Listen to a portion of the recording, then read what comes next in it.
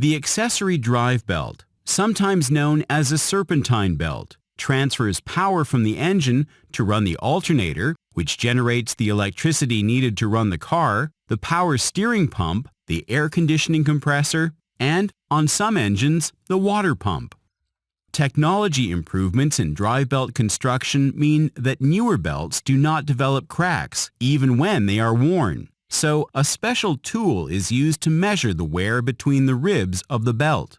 Whereas some older vehicle designs used an adjustable bolt to keep the belt tight, most vehicles now use a spring-loaded automatic tensioner to make sure that the belt doesn't slip and squeal.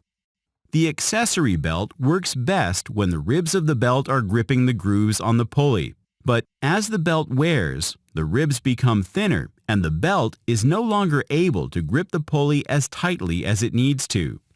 This can cause the belt to squeal, especially when the load on the pulley increases, such as when the alternator needs to generate more power to run lights, wipers, and heated windscreen elements.